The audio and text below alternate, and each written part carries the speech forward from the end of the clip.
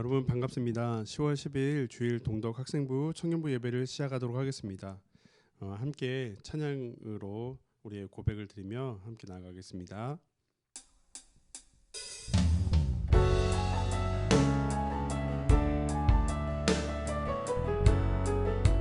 함께 찬양을 나아가겠습니다. 6월절 어린 양의 피로 나의 삶의 문이 열렸네. 어둠의 권세는 힘이 없네. 주 보혈의 능력으로 원수가 날 정죄할 때에도 난 의롭게 설 수 있네. 난 더 이상 경배함 없네. 난 주 보혈 아래 있네. 난 주 보혈 아래 있네. 그 피로 내 죄 사했네. 하나님의 긍휼 날 거룩해 하시었네. 난 주 보혈 아래 있네. 난 원수의 어떠한 공격에도 더 이상 넘어지지 않네. 난 주 보혈 아래 있네. 함께 고백하겠습니다. 6월절 어린 양의 피로 나의 삶의 문이 열렸네. 어둠의 권세는 힘이 없네. 주 보혈의 능력으로 원수가 날 정죄할 때에도 난 의롭게 설 수 있네. 난 더 이상 경죄함 없네. 난 주 보혈 아래 있네. 난 주 보혈 아래 있네. 그 피로 내 죄 사했네. 하나님의 긍휼 날 거룩해 하시었네. 난 주 보혈 아래 있네. 난 원수의 어떠한 공격에도 더 이상 넘어지지 않네. 난 주 보혈 아래 있네. 난 주 보혈 아래 있네. 그 피로 내 죄 사했네. 하나님의 긍휼 날 거룩해 하시었네. 난 주 보혈 아래 있네. 난 원수의 어떠한 공격에도 더 이상 넘어지지 않네. 난 주 보혈 아래 있네. 난 주 보혈 아래 있네. 난 주 보혈 아래 있네.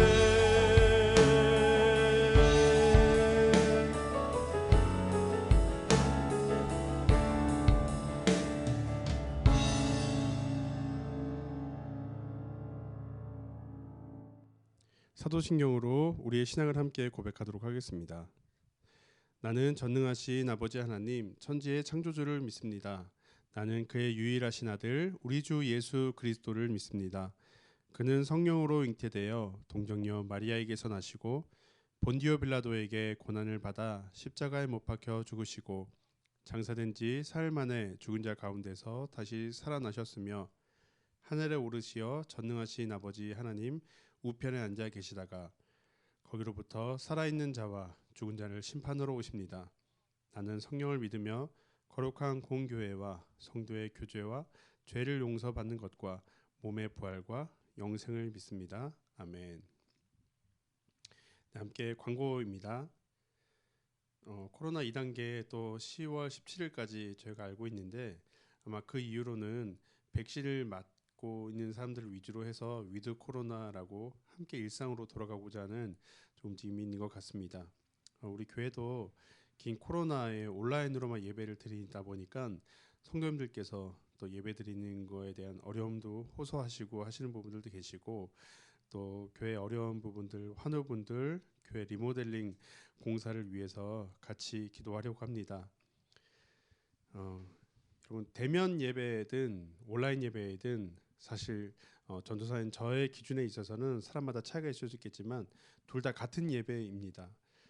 여러분 안에 예배를 왜 해야 하는지, 이것을 어떻게 해야 하는지, 이것을 하는 이유가 나의 편의와 어떠함인지 우리가 함께 돌아보면서 예배의 정말 주체가 나인지 하나님인지를 우리가 기억하며 함께 예배하는 지체들이 되시기를 권면해 드립니다. 대입 수능 11월 18일입니다. 함께 준비하는 우리 지체들을 위해서도 함께 기도해 주시면 좋겠습니다. 지난 시간 창세기 21장을 처음 다루었었는데 우리가 그 부분을 아주 간략하게 요약을 하면서 이어서 오늘 본문을 살펴보도록 하겠습니다. 우리는 지난 시간 약속의 자손 이삭의 출생이 정말 눈앞에 태어난 것들을 보았습니다. 아브라함과 사라의 여정 속에 태어난 이삭은 단지 아이를 낳을 수 없던 어느 노부부의 금쪽 같은 늦둥이의 그런 기쁨만이 아니라 아브라함의 삶의 여정을 우리가 살펴보면 한결같이 하나님이 약속하신 그 약속의 자손으로 이삭이 태어나게 된 것입니다.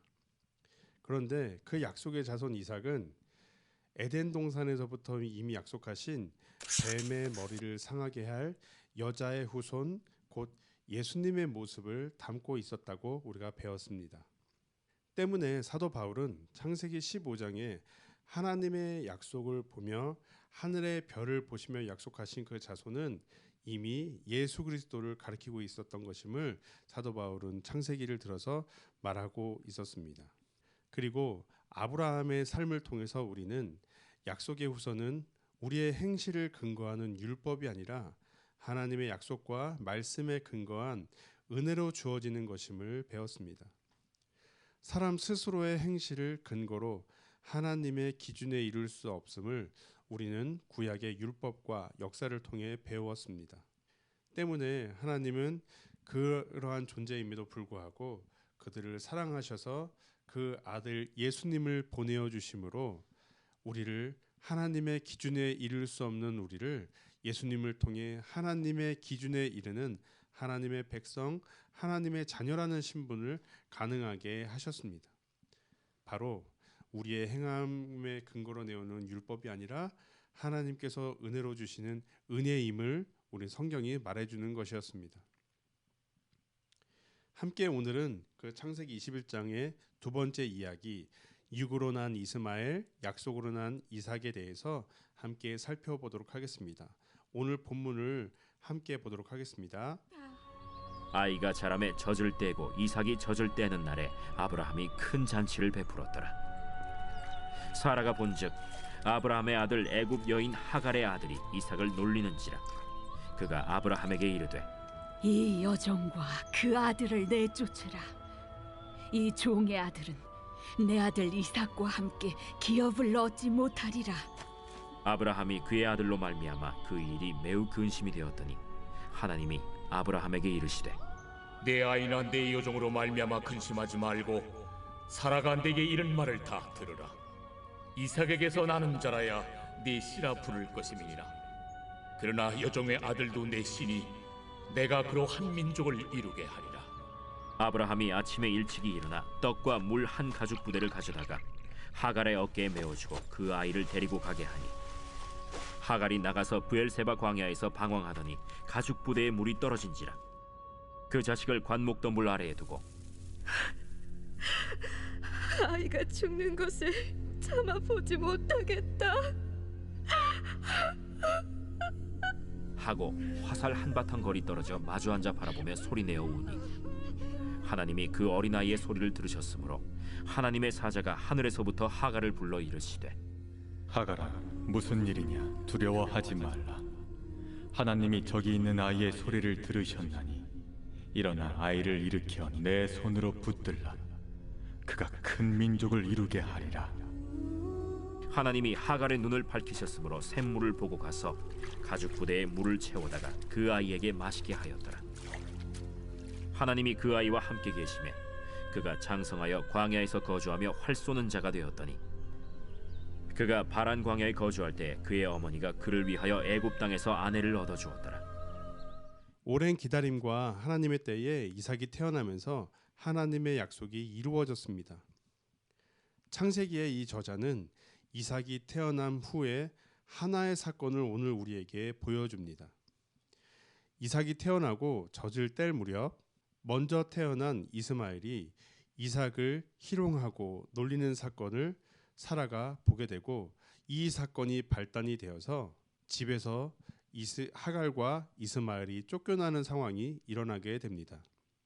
여러분, 큰 형님이 동생 좀 놀렸다고 자기 집에서 쫓아내어진다는 게 이게 무슨 말인가요? 사라가 여주인이기에 웬 갑질인가요?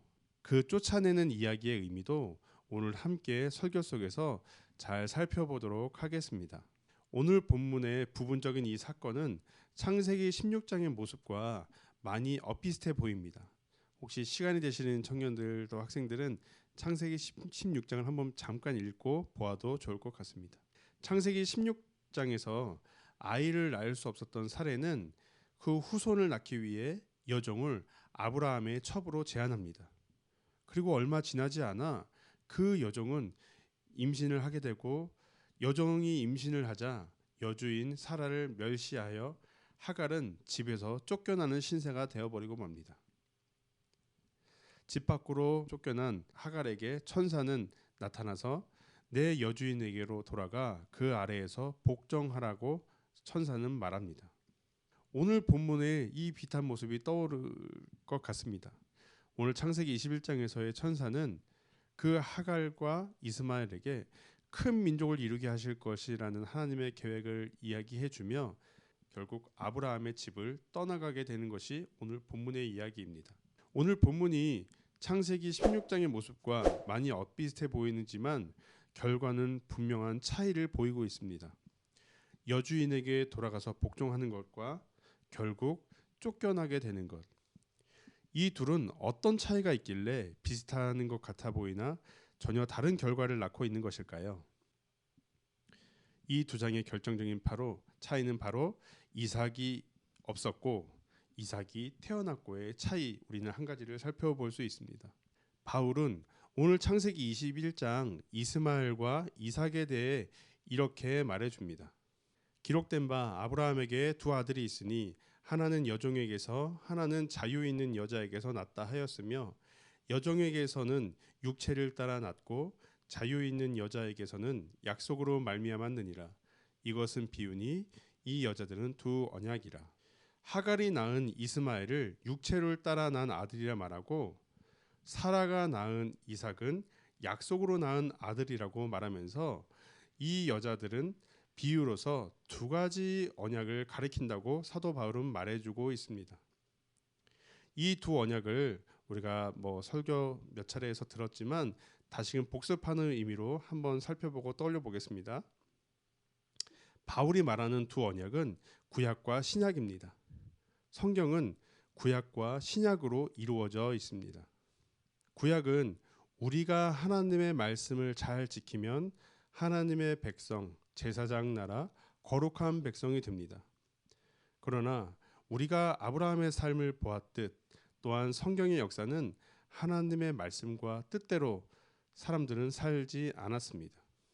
이때 하나님은 시내산에서 맺은 언약과 다른 새로운 언약을 맺으셨습니다. 이 새 언약은 하나님이 우리의 마음에 하나님의 법을 기록하심으로 우리가 하나님의 백성이 됩니다. 우리가 잘 지키면 되는 것이 구약이었다면 하나님이 잘 지켜내심으로 이루어지는 것이 바로 은혜의 새 언약을 말해주는 것입니다. 바울은 육체를 따라 난 이스마엘을 옛 언약, 약속을 따라 난 이삭을 새 언약이라고 말합니다. 이스마엘과 이삭을 두 언약이라고 비유한다고 말하였는데, 그럼 오늘 동생을 조롱하다가 쫓겨나게 되는 이야기는 어떠한 이야기를 담고 있는 것일까요? 바울은 이 이야기를 갈라디아서 4장을 통해서 이스마엘이 이삭을 놀리는 모습은 육체를 따라 난 자가 성령을 따라 난 자를 박해하는 모습이라고 사도 바울은 말해주고 있습니다. 예수님 때에도 이러한 모습이 그대로 나타나고 있습니다. 스스로 하나님의 뜻을 잘 지키고 있다고 여기는 종교 지도자들이 은혜로 우리를 구원하기 위해 오신 예수님을 조롱하며 박해하였습니다. 내 힘으로 구원을 얻으려고, 그리고 내 힘으로 구원을 얻을 수 있다고 믿는 자들은 하나님의 은혜로 구원을 얻으려는 사람들을 조롱하고 박해한다는 사실입니다. 성경에서 옛 언약과 새 언약 중 구원을 주는 것은 새 언약입니다. 말씀을 정리하도록 하겠습니다. 여러분, 오늘 우리는 어디에 서 있어야 하겠습니까? 율법입니까? 은혜입니까? 성경은 우리에게 우리의 행위로는 불가능함을 깨닫고 은혜로 나오라고 외치는 이야기가 바로 성경입니다. 짧게는 아브라함의 모습을 통해 아브라함의 많은 잔꾀와 수많은 허물에도 불구하고 아브라함은 여전히 변하지 않았으며 내가 너를 반드시 건져줄 것이라는 그 하나님의 약속을 하나님이 끝까지 지키심으로 그 약속의 자손이 아브라함을 통해 낳았던 것입니다. 그럼 이런 질문들이 나올 수 있을 거라 생각됩니다. 그럼 처음부터 은혜를 주시지 왜 옛 언약을 주셨을까요? 사람은 생각보다 완고합니다. 저와 여러분은 성격이 유연한 것 같지만 그 안에 내면은 이미 완고합니다. 아주 고집이 셉니다. 우리가 직접 경험하지 않고서는 끝까지 우리의 가능성을 의지하는 존재가 바로 사람이라는 사실입니다. 때문에 우리는 우리의 삶과 성경과 역사를 통해 정말 나에게는 어떠한 가능성이 없구나를 처절하게 깨닫고 탕자처럼 내가 줄여 죽겠구나. 그렇지만 아버지의 집에 가면 이런 나를 품꾼으로라도 바라다 주셔서 내가 줄여 죽지는 않을 수 있겠지라는 그 아버지의 집에 대한 작은 희망과 믿음을 가지고 나아가는 것, 바로 이것이 우리 성도의 모습이어야 하겠습니다. 정작 평생을 항상 아버지 곁에 있으며 아버지의 뜻대로 있다고 여긴 큰아들의 모습을 우리가 잠깐 떠올려 봅시다. 작은 아들을 돌아오며 맨발로 달려나가 그 아버지가 자기의 반지를 끼워주며 자신이 가지고 있던 주인의 옷으로 아들의 동생의 허물을 덮어줄 때 그 아들은 아버지의 모습을 전혀 이해하지 못했습니다. 평생 아버지 곁에서 아버지와 함께 한다고 여겼지만 정말 아버지가 원하는 것이 무엇인지 그 아버지의 마음을 1도 못하는 모습이라는 사실입니다. 형제들아, 너희는 이삭과 같이 약속의 자녀라. 그러나 그때에 육체를 따라 난 자가 성령을 따라 난 자를 박해한 것 같이 이제도 그러하도다. 그러나 성경이 무엇을 말하느냐? 여종과 그 아들을 내쫓으라. 여종의 아들이 자유 있는 여자의 아들과 더불어 유업을 얻지 못하리라 하였느니라. 예수님을 믿는 사람은 모두 이삭과 같이 약속으로 난 자녀들이라고 사도 바울은 말해줍니다. 여전히 내 방법, 내 계획, 내 노력이 내 삶의 중심이 되고 내가 바라보고 내가 꿈꾸는 그러한 삶의 주체가 아니라 예수님의 은혜를 깨닫고 우리 삶 속에서 이루실 하나님의 나라를 바라보며 살아가는 우리 동덕 학생부와 청년부 한 사람 한 사람이 되길 바라며 기도하도록 하겠습니다. 사랑의 주님, 날마다 우리의 삶들을 돌아보게 하여 주시고 그 말씀 가운데 기록된 아브라함의 여정과 또 성경의 많은 사건들을 통해서 우리가 하나님의 약속과 하나님의 말씀을 기다리며 또 믿음으로 주어지는 은혜임을 우리가 배우게 하여 주옵소서. 하나님, 순간순간 하나님이 우리의 삶을 다스리기를 바란다고 고백은 하지만 여전히 우리의 삶 앞에 놓여 있는 많은 문제들 앞에 우리는 두렵고 떨리는 마음으로 다시금 우리의 삶의 방향키를 내가 잡고 내가 바라는 행복, 내가 바라는 것들을 쫓아 우리의 삶을 좌지우지할 때가 너무나도 많음을 고백합니다. 하나님, 우리에게 주어진 이 삶 앞에서 순간순간 많은 경험 속에서 얼마나 하나님이 우리를 향해 구원하시는, 하나님이 우리에게 구원을 통해 하나님의 베푸시는 사랑을 배워가는 시간이 될 수 있는지 우리가 깨달아 알아가는 시간 될 수 있도록 인도하여 주옵소서. 이제 본격적으로 항암 치료를 앞두고 계신 우리 장로님과 또 우리 교회 우리 환우분들을 위해서 기도합니다. 하나님, 함께 하여 주시고 우리 성도님들과 또 장로님 또 그 가정 안에 많은 어려움들과 여러 가지 많은 고민들 가운데 있지만 그 안에 주님께로부터는 예수님으로 인한 평강을 허락하여 주시고 지금의 그 어려운 모든 상황 속에서 하나님이 우리에게 배우고자 하시는 것이 무엇인지 함께 배우며 또 기도하며 또 서로의 아픔을 서로 우리가 보듬으며 나가는 시간 될 수 있도록 인도하여 주옵소서. 한 주간도 우리의 삶들을 붙들어 주길 소망하며 거룩하신 예수님의 이름으로 기도하였습니다. 아멘. 함께 주기도문 하겠습니다. 하늘에 계신 우리 아버지, 아버지의 이름을 거룩하게 하시며 아버지의 나라가 오게 하시며 아버지의 뜻이 하늘에서와 같이 땅에서도 이루어지게 하소서. 오늘 우리에게 일용할 양식을 주시고 우리가 우리에게 잘못한 사람을 용서하여 준 것 같이 우리 죄를 용서해 주시고 우리를 시험에 빠지지 않게 하시고 악에서 구하소서. 나라와 권능과 영광이 영원히 아버지의 것입니다. 아멘.